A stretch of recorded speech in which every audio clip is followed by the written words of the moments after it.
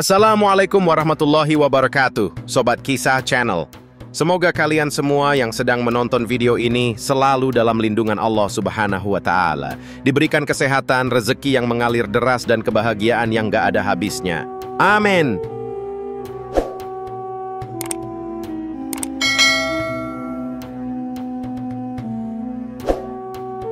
Bayangin aja, disuruh nebang pohon kelapa, tapi nggak boleh pakai alat, nggak boleh pakai tangan, dan nggak boleh minta bantuan orang lain.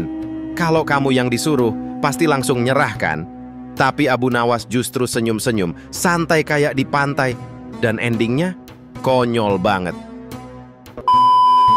Pada suatu pagi yang cerah, ketika udara masih sejuk dan burung-burung belum update status, Baginda Raja terlihat gelisah. Bukan karena kurang tidur atau nasi kebuli kemanisan, tapi karena satu orang yang terus-menerus mengalahkannya dalam urusan kecerdikan, Abu Nawas.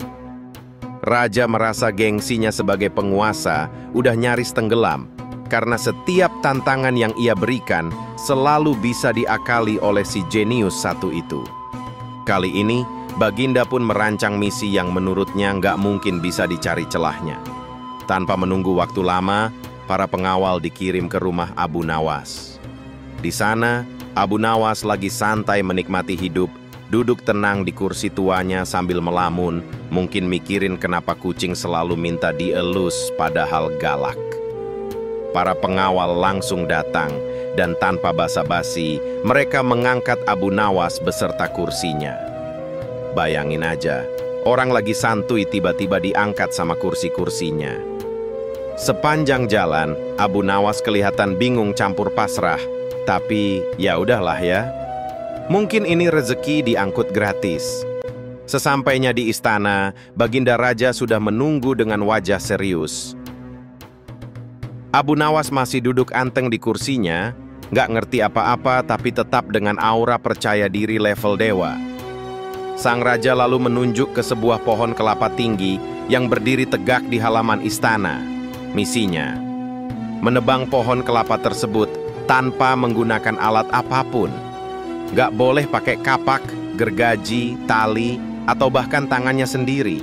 Syaratnya ketat banget, sampai-sampai napas aja kayaknya gak boleh terlalu keras. Abu Nawas menerima tantangan itu dengan tenang.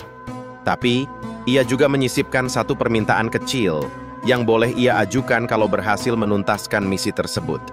Baginda Raja yang merasa percaya diri tantangannya nggak mungkin berhasil, langsung menyetujuinya. Keesokan harinya, halaman istana udah penuh sama rakyat yang penasaran. Semua pada datang, dari anak-anak sampai emak-emak yang baru kelar jemur cucian. Mereka penasaran, gimana cara Abu Nawas menebang pohon kelapa tanpa alat. Dan tahu nggak Abu Nawas bawa apa? Bukan kapak, bukan alat sihir, bukan kucing sakti, tapi justru kasur dan selimut. Iya, benar. Dia datang bawa perlengkapan tidur lengkap. Warga mulai bertanya-tanya, ini orang mau nebang pohon atau mau camping di bawahnya? Abu Nawas kemudian meletakkan kasurnya tepat di bawah pohon kelapa itu. Setelah itu, dia dengan santainya tidur nyenyak, berselimut rapi kayak lagi staycation di resort mewah. Sementara itu, Raja yang menonton dari balkon istana udah mau muntah darah. Dia nggak habis pikir, tantangan serius kayak begini kok malah dijadiin lelucon. Rakyat pun tertawa geli. Sebagian bahkan udah nyiapin cemilan karena penasaran sama kelanjutannya.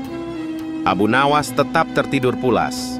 Dan beberapa jam kemudian bangun dengan wajah seger kayak habis minum es kelapa. Saat ditanya soal aksinya, Abu Nawas cuman menjelaskan bahwa ia sedang menjalankan metode menebang pohon pakai ilmu tingkat tinggi. Kesabaran. Menurutnya karena dia nggak boleh pakai alat dan tangan, maka satu-satunya cara adalah menunggu pohon itu roboh sendiri. Lambat laun, pohon itu akan tumbang karena cuaca, angin, dan waktu. Kayak jomblo yang kesepian bertahun-tahun, akhirnya tumbang sendiri karena nggak kuat menanggung sepi. Penonton langsung tertawa ngakak. Sementara Baginda Raja cuma bisa geleng-geleng kepala sambil memegangi jidatnya yang mulai berdenyut. Ternyata ide mustahil miliknya masih bisa dikalahkan juga, dan dengan cara yang, ya, absurd tapi tetap logis.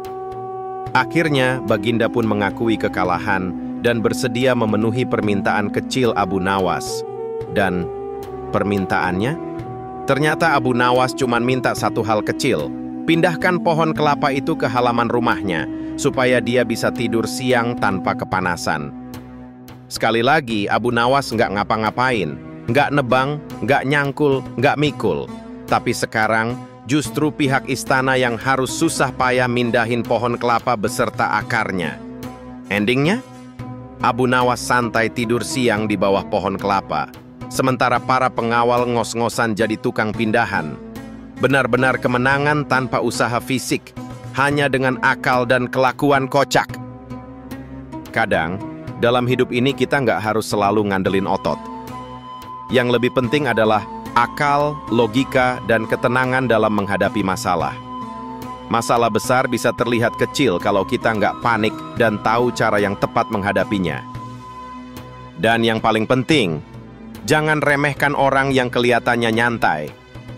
Bisa jadi dia lebih pintar dari yang kelihatan. Gimana Sobat Kisah Channel? Cerita kali ini bikin geleng-geleng kepala kan?